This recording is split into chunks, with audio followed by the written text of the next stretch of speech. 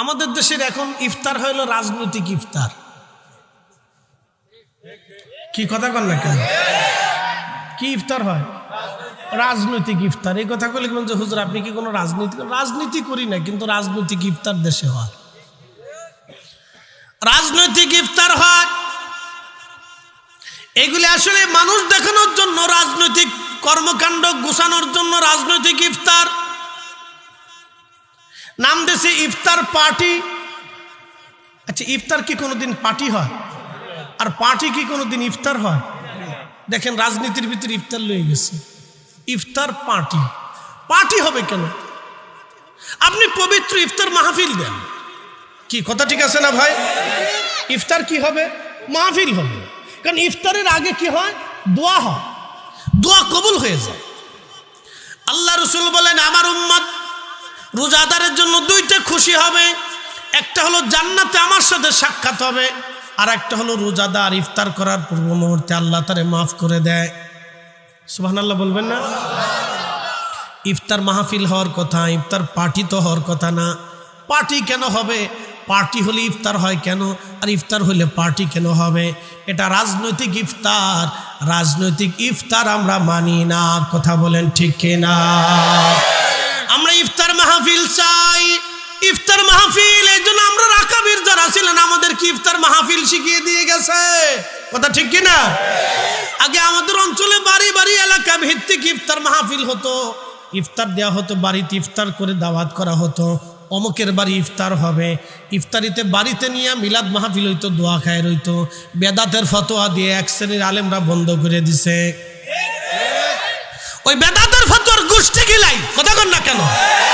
ওই বেদাতের ফতোয়ার গোষ্ঠী গিলাই, ওর 14 গোষ্ঠীর গোষ্ঠী গিলাই, বেদাতের ফতোয়ার গোষ্ঠী গিলাই ঘরে ঘরে বাড়ি বাড়ি ইফতার মাহফিল দিয়া মুসলমানদেরকে দাওয়াত করে ইফতার করে খাওয়াইতে হবে, দোয়া করাইতে হবে, মরহুমাদের জন্য ইসালে সওয়াব করাইতে হবে। কথা বলেন ঠিক কিনা?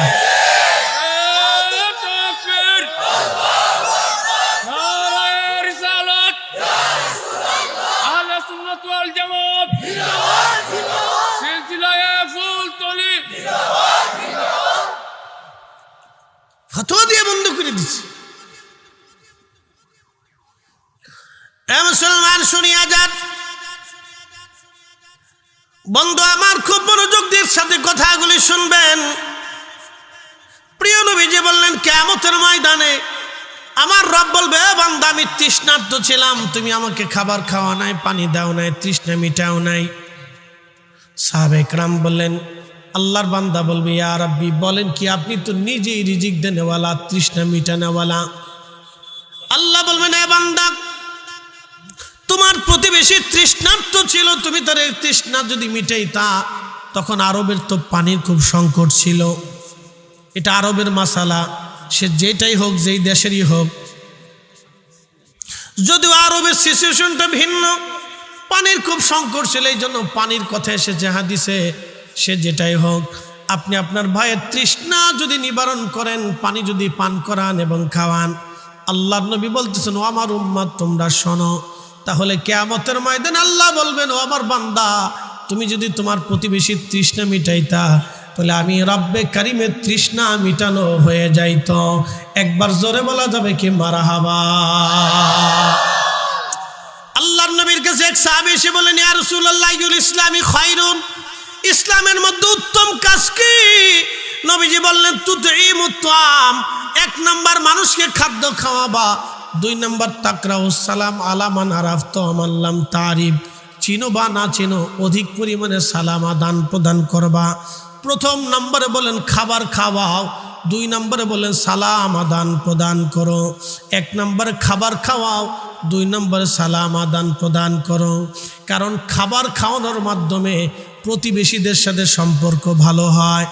যেমন আপনি নিজে খাইলেন, ইফতার রমজান মাসে আপনার প্রতিবেশীদেরকে একদিন আপনি দাওয়াত করলেন, আপনাদের সবার আমার বাড়িতে দাওয়াত, আমার বাড়ি মিলাদ হবে, আপনারা ইফতার করবেন, সবাই আসলো। সবাই যখন আপনার বাড়ি খাবে, মোহাব্বত কি বাড়ে না কমে? একজন আরেকজনের সাথে মোহাব্বত কি বাড়ে না কমে? আপনার উসিলায় 10 জন এক জায়গা বসলো, আমরা শুধু দুয়ার সময় যিনি বাড়িতে মিলাদের ইন্তজাম করলেন তার জন্য দোয়া হয় না, দোয়া কিন্তু গ্রামের সবার জন্য হয়। শুধু তার বাবার মায়ের জন্য দোয়া হয় না, ওইখানে যারা উপস্থিত হয় সবার বাবা মার জন্যই দোয়া হয়, ঠিক কিনা?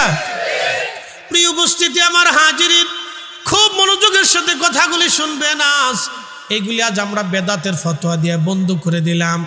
উম্মতের লাভ হয় নাই, লাভ হয়েছে শয়তানের। শয়তান চিন্তা করলো আমি যা ফতোয়া দিয়ে চেষ্টা করে পারি নাই, তা তোমরা নিজেরা বন্ধ করে দিয়েছ। আজকে যদি রমজানের দোয়া হয়, ইফতার হয়, তাহলে ক্ষমা হবে আল্লাহর বান্দা যারা কবরে গেছে তাদের ক্ষমা। বলে কেমন? আমি আপনাকে বুঝাই। রমজানে ইফতারি পূর্ব মুহূর্তে আল্লাহ রোজাদারের দোয়াকে কবুল করে নেয়। বলে সেটা কেমন? যখন আপনাদের সামনে খাবার আসে, তখন সামনে খাবার আসে, যেমন আমার সামনে চা আসলো, পানি আসলো, আমি পানির প্রয়োজন, আমি পানি খেয়ে ফেললাম, ওয়াজের মধ্যেই পানি পান করলাম, আবার ওয়াজের মধ্যে আমি চা খেয়ে ফেলবো। কিন্তু মাহে রমজানে আমি যত সুন্দর ওয়াজ করি না কেন, ইফতারির সময় না আসা পর্যন্ত এক ঢোকও পানি পান করার সুযোগ নাই, ঠিক কিনা? সামনে ফল থাকে, খেজুর থাকে, মালটা থাকে, আপেল থাকে, বিরিয়ানি থাকে, শরবত থাকে, নানান ধরনের ভাজি পোড়া থাকে, দই থাকে, খাবার থাকে, পানিও থাকে, কত কিছু সামনে থাকে। কিন্তু রোজাদার খাবার হাত দিয়ে লাড়াচাড়া করে খাবার খায় না, পানির পেয়ালাটা ঠিক করে কিন্তু পানি খায় না, পানির পেয়ালাটা এখানে সরায় কিন্তু খায় না, খেজুরটা নিয়ে বাইসে দেখে তারপরেও খায় না, এই আপেলের মালটাটা গুছায় দেখে কিন্তু খায় না। যখন খাবার লাড়াচাড়া করে ইফতারির পূর্ব মুহূর্তে, তখন আমার আল্লাহ ডাক দেয়, ফেরেশতারা তোমরা আমার এই বান্দা সৃষ্টি করতে তোমরা নিষেধ করেছিলা, ফেরেশতারা রে আমার এই বান্দা সৃষ্টি করতে নিষেধ করেছিলা, আর তোমরা বলেছিলা ওয়া নাহনু নুসাব্বিহু বিহামদিকা ওয়া নুকাদ্দিসু লাক, তোমরাই বলে ইবাদত করবা, তোমরাই বলে তাসবিহ করবা, তোমরাই বলে হামদ করবা, তোমরাই বলে জিকির করবা। এ ফেরেশতারা দেখ, আমার বান্দার পেটের ভিতরে ক্ষুধা আছে, কলিজায় তৃষ্ণা আছে, সামনে খাবার আছে, পানিও আছে, তারপর আমার বান্দা খায় না, আমার বান্দা মুখে দেয় না, আমার বান্দা হাত দিয়ে লাড়াচাড়া করে কিন্তু খায় না। এ ফেরেশতারা তোমরা বলছিলা ক্বালু আতাজআলু ফিহা মাইয়ুফসিদু ওয়া ইয়াসফিকুদ দিমা, তারা বলে পৃথিবীতে ফাসাদ করবে, অশান্তি বাঁধাবে, বিশৃঙ্খলা বাঁধাবে, তারা বলে খুন খারাপি করবে, মারামারি করবে। ফেরেশতারা দেখ, আমার বান্দারা সামনে ইফতারে নিয়ে বসে আছে, ও ফেরেশতারা তারা আমার কাছে ক্ষমা চায়, আমার কাছে দোয়া করে, তারা আমার জিকির করে, খাবার সামনে কিন্তু খায় না। আমি আল্লাহর হুকুম না আসা পর্যন্ত খাবারগুলি তারা মুখে দিবে না। এ ফেরেশতারা তোরা সাক্ষী থাক, আমি আমার এই বান্দাদের জীবনের সব গুনাহগুলি আমি আল্লাহ মাফ করে দিলাম। না আরো জোরে বলেন সুবহানাল্লাহ, আল্লাহুম্মা সাল্লি। প্রিয় উপস্থিতি, ঈমান ইহতিসাবের সাথে যারা রোজা রাখবে, আল্লাহর নবী বললেন তাদের জীবনের গুনাহগুলি আল্লাহ মাফ করে দিবে। এখন রোজা রাখলো, মিথ্যাও বলল, রোজা কি ঈমান ইহতিসাবের সাথে হবে? একসাথে বলেন হবে? হবে না। রোজা রাখলো আবার মিথ্যা বলল, রোজা রাখলো ফায়সা কথা বলল, রোজা রাখলো গালিগালাজ করলো, রোজা রাখলো মানুষকে ধোঁকা দিল, এমন রোজা ঈমান ইহতিসাবের সাথে হবে না। অতএব এই রোজা শুধুমাত্র না খেয়ে থাকবে, কোনো কাজে লাগবে না। এই জন্য আল্লাহর নবী বলেন, আমার উম্মত রমজানের রোজা পাইল কিন্তু নিজের জীবনের গুনাহ মাফ করায় নিতে পারল না, সে ধ্বংস হয়ে যাক, সে ধ্বংস হয়ে যাক। রমজানে রোজা পাইল কিন্তু নিজের জীবনের গুনাহ মাফ করাই নিতে পারল না, সে ধ্বংস হয়ে যাক, ধ্বংস হয়ে যাক। সে কপাল পোড়া বদনসিব, সে কপাল পোড়া বদনসিব, সে ধ্বংস হয়ে যাক। বন্ধুগণ খুব মনোযোগ দিবেন। এরপরে নবীজি বললেন, আমান কামা রমাদানা ঈমানান ওয়া ইহতিসাবান গুফিরা লাহু মা তাকাদ্দামা মিন যামবিহি, যে ব্যক্তি মাহে রমজানে রাত জেগে দাঁড়ায় নামাজ পড়বে, রাত জেগে নামাজ পড়বে, সারা রমজানে রাত জেগে ইবাদত করবে, তারাবির নামাজ পড়বেন ঠিক মতো, তারাবির নামাজ ঠিক মতো 5 ওয়াক্ত নামাজ, এবং রাত্র জাগরিত হয়ে যারা তারাবির নামাজ পড়বে, নবীজি বললেন তার আগের জীবনের সব গুনাহগুলি আমার আল্লাহ মাফ করে দেবে। একবার জোরে বলা যাবে কি মারহাবা। কি নামাজ? তারাবি। এখন বলেন কয় রাকাত? জোরে বলেন। আমাদের দেশে একদল আদা জল খেয়ে লাগছে 8 টাকা তার বানাইতেই হবে। মনে হয় যে ওরে শয়তানে টেন্ডার দিয়ে দিছে, মনে হচ্ছে আজাজিলে তারে টেন্ডার দিছে, ওর 8 টাকার তারাবির নামাজ বানাইতেই হবে। সেই জন্য সে যত যুক্তিতর্ক আছে সব যুক্তিতর্ক সে উত্থাপন করছে। এখন আমি আপনাদেরকে দলিলা দিল্লা যুক্তিতর্ক কিচ্ছু দেব না, শুধু একটা প্রশ্ন বলবো, 360 জন আল্লাহর ওলি, তিনারা কি হক না বেহক? না জোরে বলেন, না একসাথে বলেন, হক না বেহক? তিনারা যেই নামাজ আনছিলেন এটা কি সত্য না মিথ্যা? তিনারা যে কালেমা এনেছিলেন এটা সত্য না মিথ্যা? তিনারা যে দিন এনেছিলেন এটা সত্য না মিথ্যা? তো তিনারা যদি 8 টাকার তারাবির নামাজ যদি সত্যই 8 টাকা হতো, তাহলে 360 জন আল্লাহর ওলি এই জমিনে 8 টাকার তারাবির নামাজ বাস্তবায়ন করে প্রতিষ্ঠিত করে রেখে যেত। যেহেতু ওনারা 20 টাকার তারাবির নামাজ এই জমিনে প্রতিষ্ঠিত করছে, অতএব আমরাও জানি তারাবির নামাজ 20 রাকাত এটাই চূড়ান্ত। এর নিচে পড়লে ইমান ইহতিসাবের সাথে তারাবির নামাজ আদায় হবে।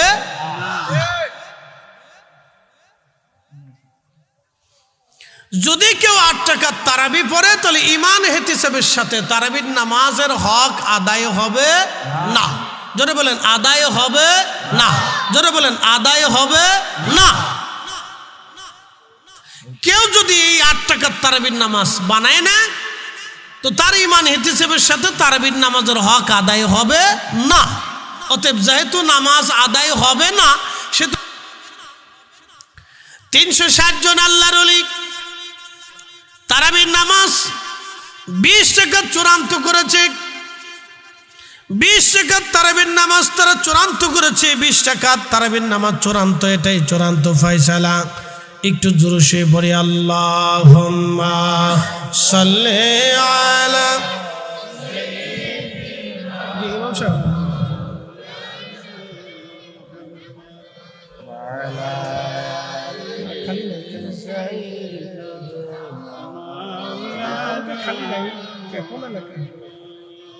আল্লাহুম্মা সাল্লি আলা। আচ্ছা কালকে কথা বলবো।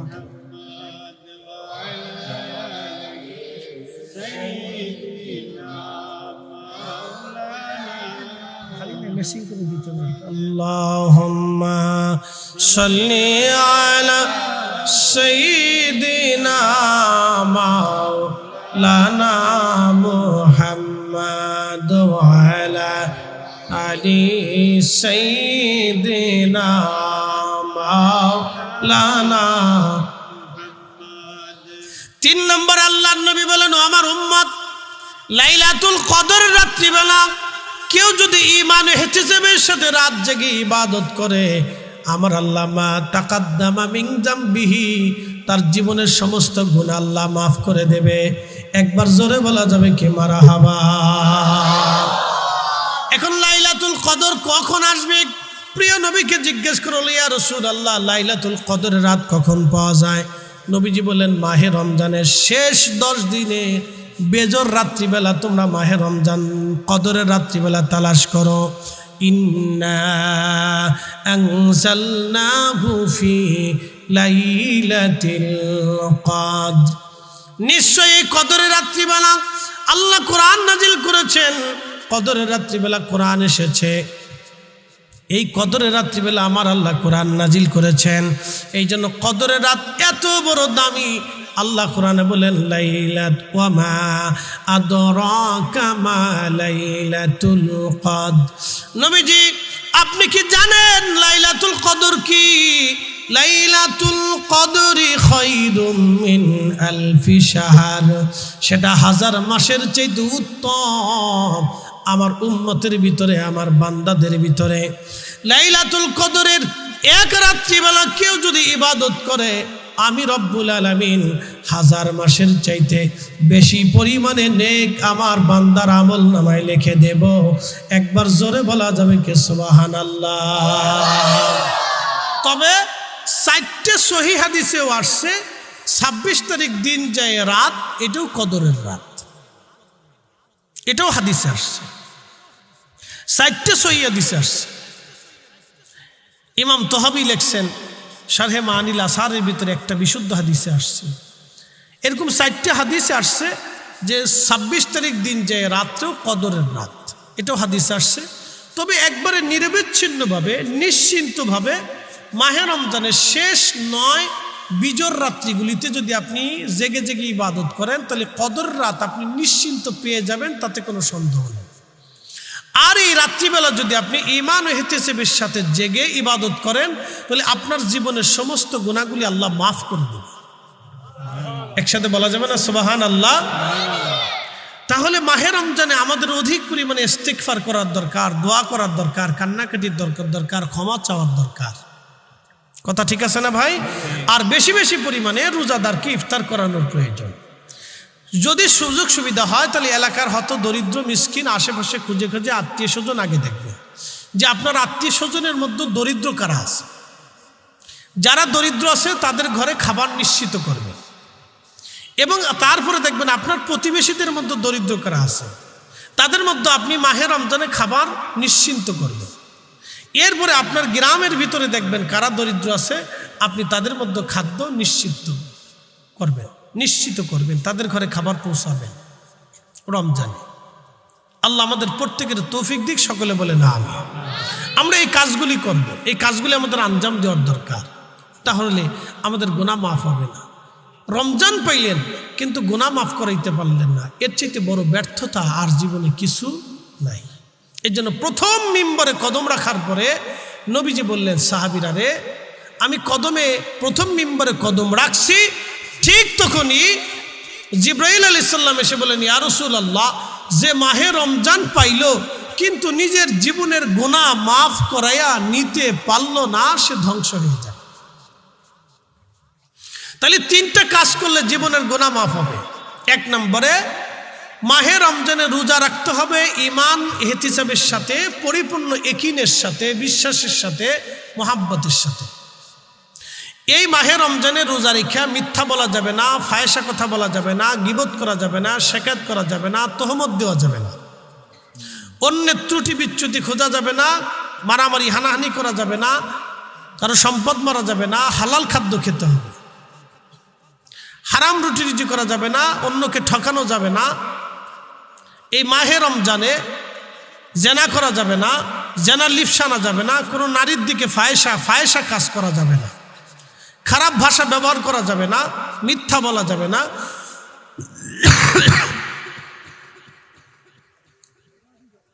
এই কাজগুলি আপনি যদি করতে পারেন তাহলে রমজানের রোজাগুলি ঈমান ইহতিসাবের সাথে হবে। 2 নম্বর, তারাবির নামাজ আপনাকে দাঁড়াইতে হবে টাইম টু টাইম, সুন্দর মতো তারাবির নামাজ ঈমান ইহতিসাবের সাথে 20 রাকাত আদায় করতে হবে, এবং রাত জেগে সম্ভব হলে ইবাদত করতে হবে, তাহাজ্জুদ নামাজ পড়তে হবে।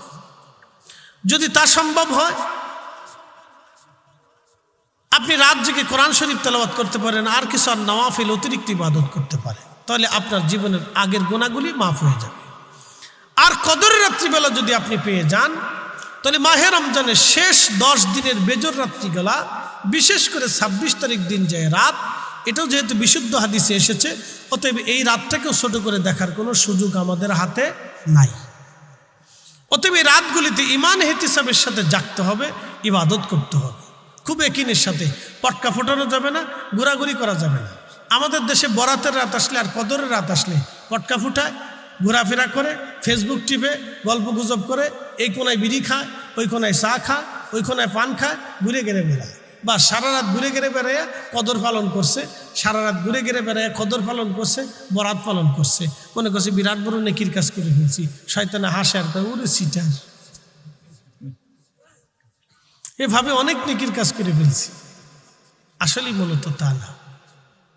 ইমান ইহতিসাবের সাথে রাত্রি যাপন করতে হবে। ইমান ইহতিসাবের সাথে, অত্যন্ত বিনয়ের সাথে এবং একিনের সাথে, বিশ্বাসের সাথে, ইমানের সাথে মোহাব্বত নিয়ে রাত্রিগুলি ইবাদত করতে হবে। তাহলে 3 সময়: রোজা, তারাবি, কদর। রোজা, তারাবি, কদর।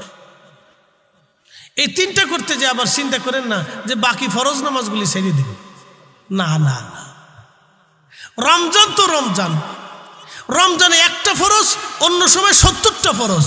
রমজানে একটা নফল, অন্য সময় ফরজের সমতুল্য। একসাথে বলা যাবে না সুবহানাল্লাহ? মনোযোগ দেন। এখন যদি আপনি 1 টাকা দান করেন তাহলে 700 টাকার সওয়াব হবে। আর রমজানে যদি দান করেন তাহলে বিগয়রি হিসাব, আস-সাওমুলি ওয়া আনা আযিবিহি। রমজানে যদি আপনি দান করেন, আল্লাহ রাসূল বলতেছেন, আল্লাহ বলেন রমজানের রোজা আমার জন্য প্রতিদান আমি আল্লাহ নিজে দিয়ে দিব। কত দিব? কোনো হিসাব দিলাম না, বিগয়রি হিসাব দিব। আমার যত খুশি মন চায় তত বেশি দিয়ে দিব। আসতে হয়ে গেল না? জোরে বলেন। আল্লাহ কি কৃপণ? আল্লাহর কি অভাব আছে? আল্লাহর দিলে কি লজ আছে? তাহলে আল্লাহ যখন দেয় তখন বুঝতে হবে যে অগণিত দেয়। কথা ঠিক আছে কিনা? তাহলে রমজানে বেশি বেশি দান সৎকার করবো। কোন সময় দান সৎকার করবো? রমজানে বেশি বেশি দান সৎকার করবো। প্রিয় উপস্থিতি, মাহে রমজানে অত্যধিক পরিমাণে দান সৎকার করবেন, অধিক পরিমাণে নেকের কাজ করবেন। আপনি এই রমজান আসলে রোজা ছেড়ে দেওয়া যাবে না, প্রস্তুতি নিয়ে ফেলে দেন। একটা রোজা কাজা করা যাবে না। রমজানে যেই কথাগুলি বললাম সেইগুলি আপনারা করবেন। আল্লাহর নবী বললেন, আমি 2য় মিম্বারে কদম রাখলাম। যখন 2য় মিম্বারে কদম রাখছি তখন জিবরাইল আলাইহিস সালাম বলেন, ইয়া রাসূলুল্লাহ, যে আপনার নাম শুনলো কিন্তু দুরূদ শরীফ পড়ল না, সে ধ্বংস হয়ে যাক। যে আপনি নবীর নাম শুনলো কিন্তু আপনি নবীর শানে দুরূদ শরীফ পড়ল না, সে ধ্বংস হয়ে যাক। যে আপনি নবীর নাম শুনলো কিন্তু দুরূদ পড়ল না, সে ধ্বংস হয়ে যাক। আল্লাহর নবী বলেন আমিন। তার মানে নবীজির নাম শোনার পরে দুরূদ পড়া লাগবে। দুরূদ, দুরূদ, দুরূদ। সর্বশেষ ছোট্ট দুরূদের নাম সাল্লাল্লাহু আলাইহি ওয়াসাল্লাম। আপনি যেই দুরূদ শরীফ পড়তে পারেন সেই দুরূদ আপনি পড়বেন। আপনার যেটা খুশি আপনি সেটা পড়বেন, কোনো নিষেধ নেই। আপনার যেই দুরূদ খুশি আপনি সেটা পড়বেন। দুরূদ ইব্রাহিমই পড়তে হবে এমন কোনো বিষয় না। দুরূদ ইব্রাহিম ছাড়া অন্য কোনো দুরূদ হবে না, তাও কোনো মাসালা না। এগুলি ভ্রান্ত মাসালা। সাহাবা ইকরাম জিজ্ঞেস করলো, নাহনু সাল্লাইনা ফি সালাতিনা ইয়া রাসূলুল্লাহ, নবীজি আমরা নামাজের ভিতরে কিভাবে আপনার প্রতি দুরূদ পড়ব আপনি শিখিয়ে দেন। তখন নবীজি এই দুরূদ শরীফটা শিক্ষা দিলেন, যে দুরূদ ইব্রাহিম যেটা আমরা পড়ি, নাম দুরূদ ইব্রাহিম। আসলে মূলত এটা দুরূদ ইব্রাহিম, ইব্রাহিম আলাইহিস সালামের দুরূদ না। দুরূদটা তো আমাদের রসুলের দুরূদ। কথা ঠিক কিনা? আল্লাহর নবী নিজে দয়া করে ইব্রাহিম আলাইহিস সালামের নাম বসিয়ে দিয়েছে। এর পিছনে কারণ আছে। কারণ হলো নবীজি সবসময় ইব্রাহিম আলাইহিস সালাম দা ইব্রাহিম খলিলুল্লাহ, নবীজি বলতেন আমি ইব্রাহিম আলাইহিস সালামের দোয়া। এর অর্থ হচ্ছে ইব্রাহিম আলাইহিস সালাম প্রত্যেক দোয়াতে দোয়া করতেন, আল্লাহ তুমি আমার নসলে আখিরি নবী পাঠাও। আল্লাহ তুমি আমার নসলে, আমার বংশে আখিরি নবী পাঠাও। কারণ আখিরি নবীর ইজ্জত সমস্ত ১৬ লক্ষ নবীরে যাহা দিয়েছে, আমার নবীরে আল্লাহ তার চাইতে ৭০ গুণ বেশি দিছে। একসাথে বলবেন আল্লাহু আকবার। সমস্ত নবীর উম্মতরে আল্লাহ যা দিছে, আমার নবীর উম্মতরে আল্লাহ ৭০ গুণ বেশি দিছে। আসতে বললেন কেন? আমাদেরকে আল্লাহ কি দিছে? ৭০ গুণ বেশি দিছে। কত গুণ বেশি দিছে? ৭০ গুণ বেশি দিছে দেখে লাইলাতুল কদর পাইছেন, নালি লাইলাতুল কদর পাইতেন না। ৭০ গুণ বেশি দিছে দেখে রমজানে 1 রাকাত নামাজ পড়লে, এই নফল পড়লে অন্য মাসের ফরজের সমান পাইছেন। একটা ফরজ করলে অন্য মাসে ৭০টা ফরজের সমান পাইছেন। ৭০ গুণ বেশি দিছে দেখে রমজানে আল্লাহ আপনার জীবনের গুনাহ মাফ করাই দিবে। আল্লাহর নবী বলেন, উম্মত তোমরা শোনো, 5টা জিনিস মাহে রমজানে আল্লাহ আমার উম্মতকে বিশেষভাবে দিছে, যা অন্য কোনো উম্মতকে আল্লাহ দেয় নাই। তার ভিতরে একটা হচ্ছে মাহে রমজানে আমার উম্মতের মুখ দিয়ে যে গন্ধ আসে, এই গন্ধটা আল্লাহর কাছে মিশকের চাইতে বেশি ঘ্রাণ। একসাথে বলবেন আল্লাহু আকবার। এখন প্রশ্ন, আল্লাহ কি গন্ধ শুকে? আল্লাহ কি গন্ধর দরকার? আল্লাহ গন্ধ শুকে না, বরং এই গন্ধটা কেন আসে? ক্ষুধার্ত থাকার কারণে এই গন্ধটা আসে। দেখবেন মানুষ ক্ষুধার্ত থাকলে মুখ থেকে গন্ধ আসে, এটা হলো ক্ষুধার গন্ধ, এটা মুখের গন্ধ না। ক্ষুধা সন্ধ্যার সময় দেখবেন গন্ধর তাপমাত্রাটা বেশি বাড়ে, কারণ কি? সে ক্ষুধা, পেটে কিছু নাই, এই জন্য গন্ধ আসে, নিঃশ্বাসে গন্ধ আসে ক্ষুধার থাকার কারণে। এটা হলো ক্ষুধার গন্ধ। তো এই গন্ধটা আল্লাহর কাছে প্রিয় কেন? এই গন্ধের বিনিময়ে আল্লাহ তাকে এত সুগন্ধি দিবে, বেহেশতে এত মর্যাদা আল্লাহ দিবে, যে যার আল্লাহর কাছে এত পছন্দ লাগে, ভালো লাগে, যে আমার বান্দা ক্ষুধার্ত আছে, কারণ আমি আল্লাহর ভয়ে আছি। একসাথে বলবেন আল্লাহু আকবার। রোজা কি পুলিশের ভয়ে রাখেন? কাউকে দেখানোর জন্য রাখেন? কার জন্য রাখেন? কারণ রমজান মাসে আপনি যদি পালায় পালায় খাবার খান, কেউ দেখবে না। পালায় পালায় যদি পানি খান, তো কেউ দেখবে না। তো রমজানের রোজাটা শুধুমাত্র আল্লাহর জন্য হয়। নামাজ কিন্তু রাজনৈতিক নামাজ আছে, নামাজ কিন্তু বিয়েই নামাজ আছে, নামাজ কিন্তু সামাজিক নামাজ আছে, নামাজ কিন্তু ঠেলার নামাজ আছে। বলে ঠেলার নামাজ কি? ঠেলার নামাজ হচ্ছে যে সালিশ দরবারে বসে এখন যদি নামাজ না পড়ে তাহলে মানুষ কি বলবে, এটার নাম ঠেলার নামাজ। রাজনৈতিক নামাজ হলো নির্বাচনে আসছে, ভোট যদি নামাজ না পড়ি মানুষ ভোট দিবে না, এটা হলো রাজনৈতিক নামাজ। বিআইন নতুন বিআই বেদ গেছে, যদি নামাজ না পড়তে বিআই মন্দ বলবে, এই জন্য এটার নাম দিছি বিআই নামাজ। কি কথা ঠিক আছে না? কিন্তু রোজা কিন্তু বিআই রোজা নাই, কারণ রোজা আল্লাহর জন্যই রাখে। যে রাখে সে আল্লাহর জন্যই রাখে। কথা ঠিক আছে না ভাই? সে কার ভয়ে রাখে? আল্লাহর ভয়ে রাখে। যে রাখে সে আল্লাহর ভয়ে রাখে, কারণ সে পলায় খাইতে পারে, গোপনে বাসার ভিতরে খাইতে পারে, রুমের তালা মেরে দিয়ে পানি খাইতে পারে, ভাতও খাইতে পারে, কেউ দেখবে না। এই জন্য রোজা আস-সাওমুলি ওয়া আনা আযবিহি, রোজা আমি আল্লাহর জন্য, অত প্রতিদান আমি আল্লাহ নিজে দিয়ে দিই। আল্লাহু আকবার। এই জন্য রোজাদারকে যে কেউ যদি খাওয়া, তাহলে আল্লাহ রাসূল বলছেন, আমি কিয়ামতের ময়দানে তোমাকে হাউজে কাউসারের পানি পান করাই দেব। প্রিয় উপস্থিতি হাজিরিন, আল্লাহর নবী বললেন দুরূদ শরীফ। তো আমাদের নবীর ইজ্জত আল্লাহ এত পরিমাণে দিলেন, এই ইজ্জত দেখে ইব্রাহিম খলিলুল্লাহ শুধু দোয়ার মধ্যে বলতেন, আল্লাহ আপনি আমার নসলে আখিরি নবী পাঠাবেন, আমার বংশে আপনি আখিরি নবী দিবেন। আল্লাহ আপনি আমার বংশে আখিরি নবী পাঠাবেন। কেন? আখিরি নবীর ইজ্জতের দিকে তাকাইয়া ইব্রাহিম নিজের বংশের দিকে নিসবত করলেন, এই জন্য যাতে উনার বংশের মর্যাদা বেড়ে যায়। কারণ সব বাবা চায়, আল্লাহ আমার ছেলেটাকে আপনি মানুষের মতো মানুষ বানান, আমার ছেলেটারে নামাজি বানান, আমার ছেলেটারে ভদ্র বানান। কোনো বাবা কয় না আল্লাহ আমার ছেলেটারে চোর বানান, কয়? কোনো বাবা কি বলে আল্লাহ আমার ছেলেরে ডাকাত বানান, আমার ছেলেরে লুচ্চে বানান? কেউ কয় না। সবাই চায় আল্লাহ আমার সন্তানটারে নামাজি বানান, আমার সন্তানটারে তুমি আবেদ বানান। সব বাবা দোয়া করে। তো ইব্রাহিম আমার নবীর ইজ্জত দেখে আল্লাহর বলতেছেন, আল্লাহ তুমি আমার নসলে আখিরি নবী পাঠাও। তা আল্লাহ তার দোয়া কবুল করলেন। একসাথে বলবেন আল্লাহু আকবার। আল্লাহ তার কি করলেন? দোয়া কবুল করে নিয়ে ইব্রাহিম আলাইহিস সালামের নসলে আমার নবীরে পাঠাইলেন। এই জন্য ইব্রাহিম আলাইহিস সালামের দুইজন স্ত্রী, আমাদের দুইজন মা, একজন আম্মাজান সারা, আম্মাজান হাজেরা। আম্মাজান সারার গর্ভে হযরত ইসাক আলাইহিস সালাম, হযরত ইসাক আলাইহিস সালামের একটা বেটার নাম ইয়াকুব আলাইহিস সালাম। ইয়াকুব আলাইহিস সালামের আরেক নাম ছিল ইসরাইল। এই ইসরাইল থেকে বনি ইসরাইল। এই ইয়াকুব আলাইহিস সালামের যত বংশ সবাইকে বনি ইসরাইল বলা হয়। এই বনি ইসরাইলের ভিতরে আল্লাহ নবী পাঠাইছেন ৭০,০০০। আর এই বনি ইসরাইল ইয়াকুব আলাইহিস সালাম মসজিদে বাইতুল আকসা প্রতিষ্ঠিত করেছেন, তৈরি করেছেন।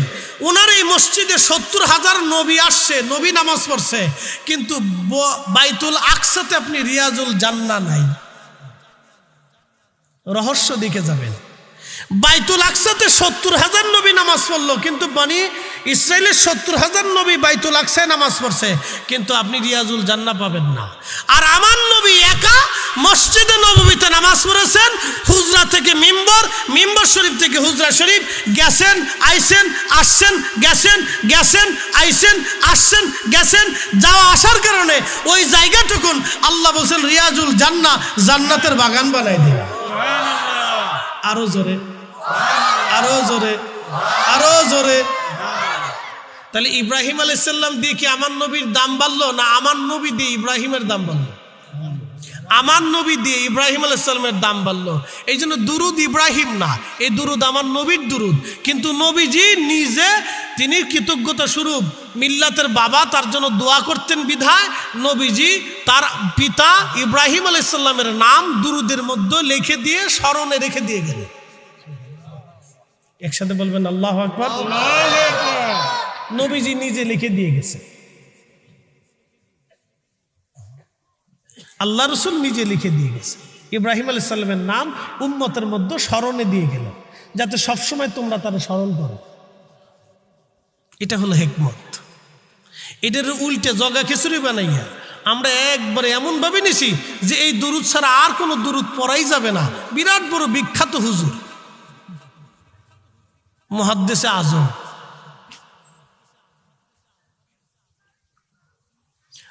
এ মুসলমান খুব মনোযোগ দিবেন। আল্লাহর নবী বলেন উম্মতরিক আমার নাম যে শুনলো কিন্তু দুরূদ শরীফ পড়ল না, সে ধ্বংস হয়ে যাক, সে ধ্বংস হয়ে যাবে। এই জন্য সবচেয়ে ছোট্ট দুরূদ আমরা যেটা পড়ি সাল্লাল্লাহু আলাইহি ওয়াসাল্লাম, জোরে বলেন সাল্লাল্লাহু আলাইহি ওয়াসাল্লাম। আমরা এই দুরূদটা নবীজির নাম শোনার পরে আমরা তেলাওয়াত করি। যদি না পড়েন তাহলে ধ্বংস অনিবার্য। এই জন্য দুরূদ পড়া লাগবে। দুরূদের মর্যাদা ছোট করে দেখলে হবে না। কথা কন না কে, ঠিক কিনা? দুরূদের মর্যাদা ছোট করে দেখলে হবে না। মৌমাছির দলেরা নবীজির সামনে দিয়ে উড়িয়ে যায়। আল্লাহর নবী বললেন মৌমাছি দাঁড়াও।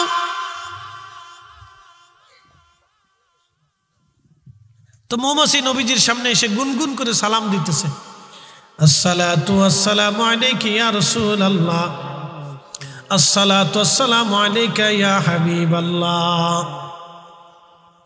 নবীজি ডাক দিয়ে বলেন মৌমাছি বলো মধু কেমনে বানাও?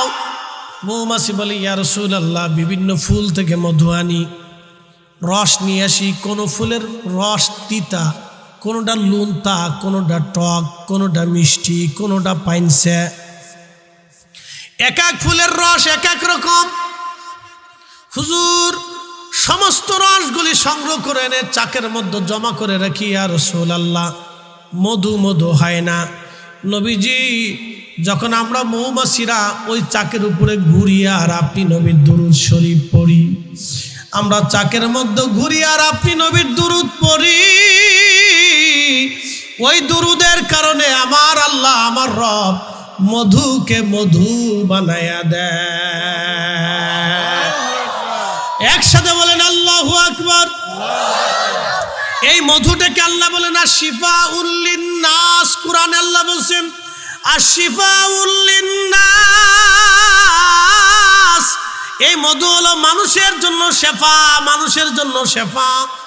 সুনান ইবনে মাজার ভিতরে এসেছে আল্লাহর নবী বললেন ও আমার উম্মতেরা, হাতের তালুর মধ্যে মধু ঢেলে নিয়ে তোমরা চেটে চেটে যদি তোমরা খাও, তাহলে আমার রব আমার আল্লাহ 99 প্রকার কঠিন কঠিন রোগ থেকে তোমাকে বাঁচাবে। হাতের তালুতে ঢেলে চেটে চেটে খাবেন। প্রত্যেক মাসে অন্তত একবার, সপ্তাহে একবার, নাহলে প্রত্যেক দিনে একবার হাতের চালুর মধ্যে মধু ঢেলে চেটে চেটে খাবেন। আর শিফাউল লিন্নাস আল্লাহর ভাষা।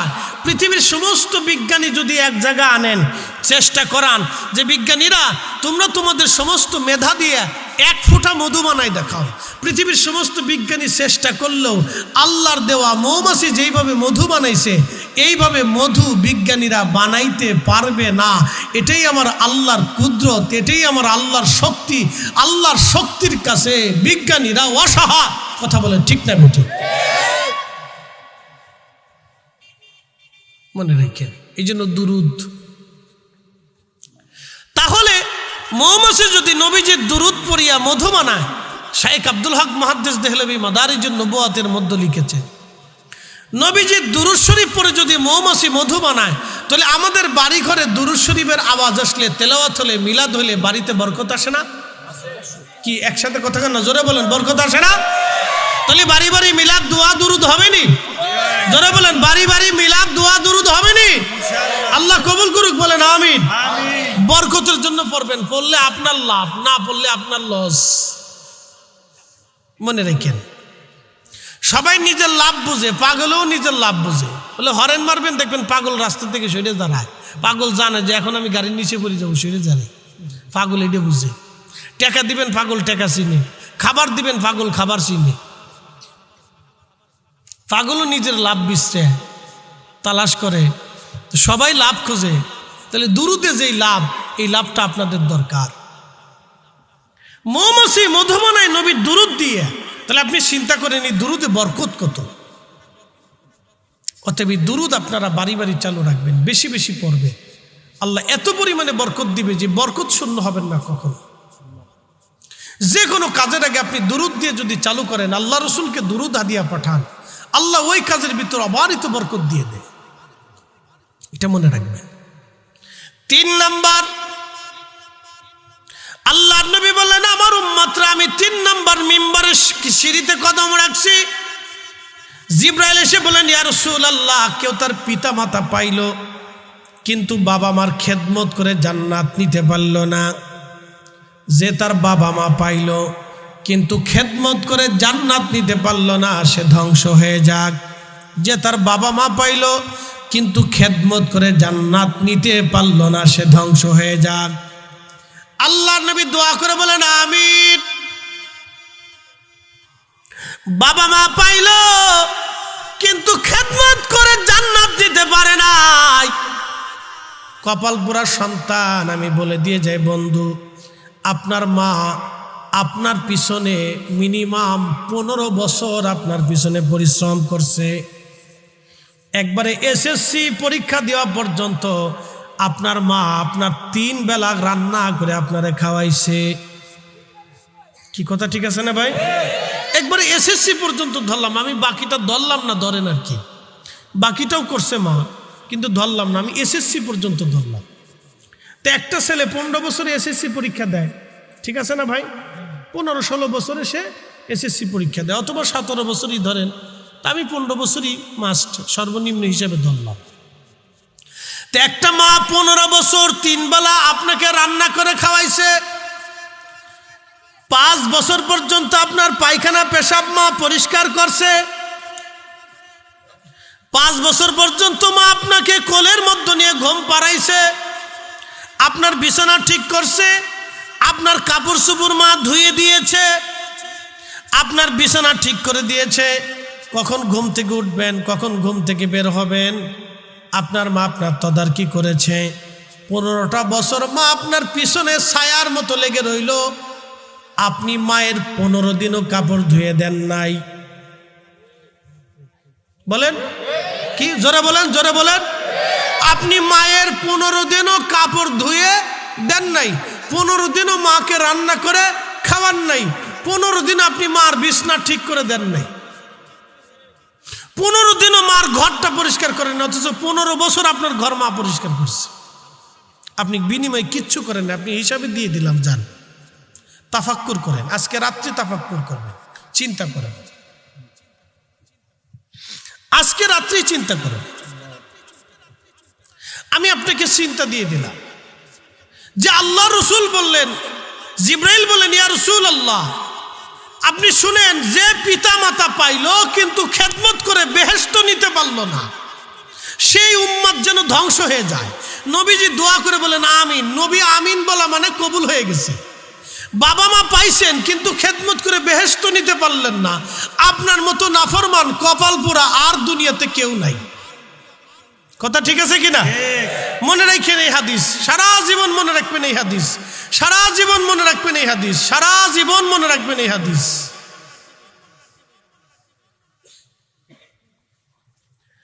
একুলাউড়াবাসী মনোযোগ দিবেন। বাবা মা পাইলেন কিন্তু খেদমত করে বেহেশত নিতে পারলেন না, আপনি ধ্বংস হয়ে যান, ধ্বংস হয়ে যাবেন আপনি। 15টা বছর বাবা আপনার জন্য পরিশ্রম করলেন, বাজার আনলেন, চাকরি করলেন, ব্যবসা করলেন, রক্তপানি করলেন। 15টা বছর বাবা শীত দেখে নাই, গ্রীষ্ম দেখে নাই, বর্ষা দেখে নাই। আপনার জন্য 40 বছর বাবা পরিশ্রম করেছে, 40 বছরও মা পরিশ্রম করেছে। বিনিময়ে বাবার বৃদ্ধকালে 2টা কথা বেশি বললে আপনি বলে ফেলেন বাবা বুড়া হয়ে গেছে, বেশি জ্ঞান জ্ঞান জ্ঞান জ্ঞান করে, বাবা বুঝে না। কিন্তু আপনি কি কখনো দেখেছেন যার ছোট্ট বাচ্চা আছে, বাচ্চা দেখবেন বারবার বাবাকে জিজ্ঞেস করে, বাবা এটা কি, ওটা কি, সেটা কি, এটা কেমনে করে, সেটা কেমনে করে, এটা কেমনে খায়, কেমনে করে, কোলে নিতে হবে, বিস্কুট আনতে হবে, ওইটা আনতে হবে, কখন আসবা। কত কথা বাবাকে আপনি বলছেন, বিরক্ত হয় নাই। কত কথা মার সাথে বলেছেন, মা বিরক্ত হয় নাই। মা আপনাকে কথা বুলিয়ে বুলিয়ে বুলিয়ে বুলিয়ে মা আপনাকে কথা শিখিয়েছে। আজকে মা 2টা কথা বেশি হয়, আপনার কাছে বিরক্তি লাগে, ইস, আর আপনি ভাবতেছেন বেহেশত পেয়ে গেছেন না, ইস। মানুষ বড় অকৃতজ্ঞ, মানুষ বড় অকৃতজ্ঞ। কুকুরকে খাওয়াবেন, ও বেঈমানি করে না, কিন্তু মানুষ বেঈমানি করে। কথা কর না কেন? আপনি বিড়ালরে খাওয়ান, ও বেঈমানি করে না, কিন্তু মানুষ বেঈমানি করে।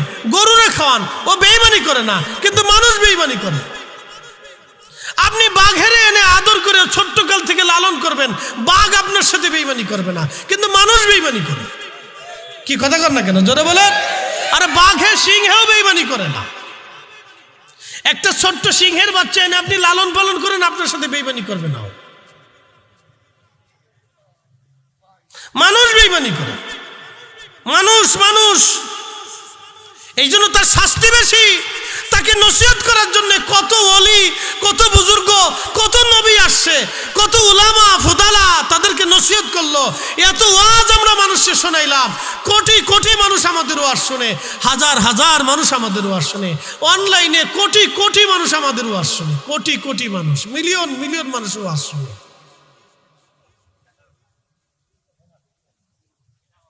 ইয়া রব্বি ইয়া আল্লাহ, 40টা বছর একটা মা সন্তানের পিছনে লেগে রইল। আল্লাহর নবী বলেন, উম্মত রে, তোমরা শোনো, তুমি তোমার বাবা মাকে পাইছো বৃদ্ধকালে, কিন্তু খেদমত করে তুমি বেহেশত নিতে পারো নাই। তোমার মতো হতভাগা আর কেউ নাই। আমার ওয়াজ যদি বুঝেন, তাহলে এই ওয়াজগুলি আজকে বুঝে যাওয়াটা জরুরি। ওয়াজ বুঝে যাওয়াটা জরুরি, বাড়ি পর্যন্ত নেওয়াটা জরুরি।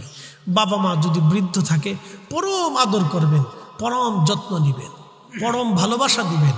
যেই ভালোবাসা ছোট্টকালে আপনাকে দিয়েছিল, তার চেয়ে বেশি ভালোবাসা দেওয়ার চেষ্টা করবেন বাবা মাকে। তার চেয়ে বেশি ভালোবাসা বাবা মাকে দেওয়ার চেষ্টা করবেন। তারা যে সময় যা খেতে চায় আপনি তাকে তাই খাওয়াবেন। খেতে না চাইলেও জিজ্ঞাসা করবেন, বাবা কি খাইতে মন চায়, কি পড়তে মন চায়, কোন কাপড়টা ভালো লাগে, মা তোমার কি প্রয়োজন আছে, দেখভাল করবেন। এগুলি খেয়াল রাখবেন, এগুলি আমাদের জরুরি, প্রয়োজন হয়ে গেছে। আল্লাহর নবী বলেন, উম্মত, তুমি যদি পিতামাতা বৃদ্ধকালে পাইছো কিন্তু খেদমত করে বেহেশত নিতে পারো নাই, তাহলে তুমি ধ্বংস, তুমি ধ্বংস। তোমার সব শেষ। কাবার ইমাম হলেও শেষ, মদিনার ইমাম হলেও শেষ, বাইতুল আকসার ইমাম হলেও শেষ, বাইতুল মুকাররমের ইমাম হলেও শেষ, বড় মুহাদ্দিস হলেও শেষ, মুফতি আজম হলেও শেষ, ৩৬,০০০ বছর হজ করলেও শেষ, মক্কা শরীফের খাদেম হলেও শেষ, সারা জিন্দেগি মসজিদ পরিষ্কার করলেও শেষ। কথা বুঝাইতে পারছি আপনাকে? কথা ক্লিয়ার। ৪০ বছর বক্তব্যের ওয়াজের জীবনী হলেও শেষ, ৪০ বছরের তাহাজ্জুদ থাকলেও শেষ। কথা ক্লিয়ার? বুঝে যাওয়াটা জরুরি। ভাই আমার, মাহে রমজান আসতেছে, আপনার দরিদ্রতা আসুক, অসুবিধা নেই। বাবা মাকে খাওয়াইলে কেউ অভাবী হয় না।